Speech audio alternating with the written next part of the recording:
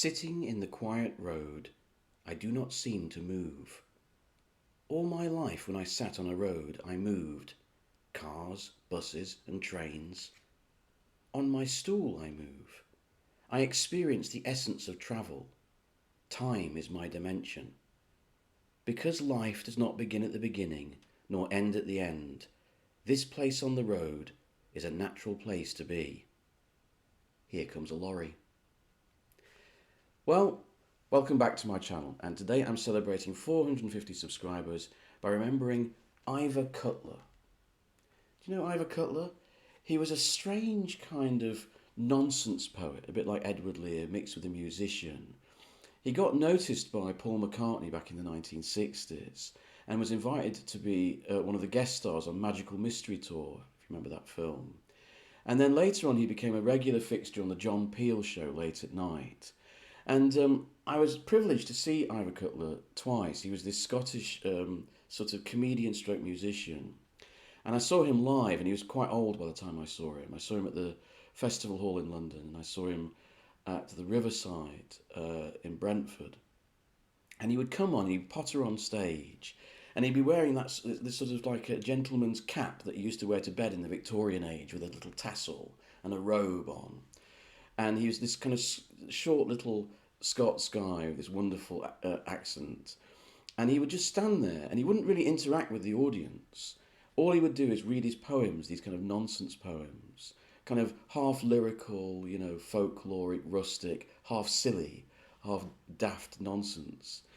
And then he would read his poems, and he'd sit down. He had this kind of harmonium, this little organ that looked like it was handmade. It looked like it was falling apart. And he would sing a little song. Then he'd get up and do two more poems. Then he'd sit down and sing a little song. And that's how it went. And at the end he said goodbye. And that was it. And it was two of the best nights I've ever spent in a concert hall. Absolutely wonderful. I love his poems. They're very silly and profound. I'm going to read you some. If you are mortar, it is hard to feel well disposed towards the two bricks you are squashed between, or even a sense of community. Very profound that is, I think. I like that very much. Here's another one. Where man has not been to give them names, objects on desert islands do not know what they are. Taking no chances, they stand still and wait, quietly excited, for hundreds of thousands of years. They're sort of childish but profound and quite funny at the same time. Here's one of my favourites. A man walks down our street with a living donkey hanging from his neck by a chain. Every so often the donkey would say, hee-haw, and the man would bend his knees enough to let the donkey's hind leg rest on the pavement for about 25 seconds. He told me 25 seconds was the optimum for a donkey. I don't have his wonderful voice, which is so gorgeous. You can get him on CD, and it's well worth checking him out. This is a personal favourite. Hello, Mr. Robinson. Hello, Mr. Cutler. Have a cup of tea, then we'll look at Mrs. Robinson, who's lying dead next door. The next day. Hello, Mrs. Robinson.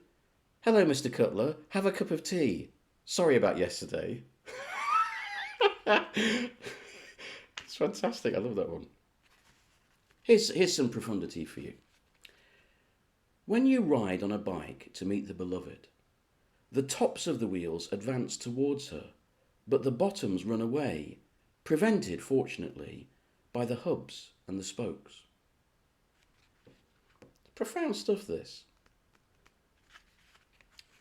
Now, this is a more lyrical poem and is my personal favourite. The Bowling Green. The green is so flat, it is an inland square sea, a great green cube to swim in. Hidden fish swim infinitesimally slowly, 100 years an inch. The greenkeeper, an Irish Poseidon, tends the surface plankton, once jaunty, now a flabby bubble. Do not pity him.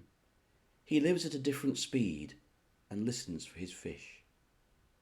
Isn't that beautiful? Here's a nice one for you. A thick slice of tall, proud pine becomes a bench. It welcomes wise old faces. All it gets is clothy bums, often the same ones, one after another, all day. The underside never sees the sun, except sometimes it gets a bit of reflection off shiny ground or puddles. So true, so true. Here's a lovely one. As soon as I admitted that I was afraid, the living things smiled. Trees, plants, and insects. I now too am a living thing, only one, with my place in the garden, a seat by the brick kitchen's wooden door. I am afraid.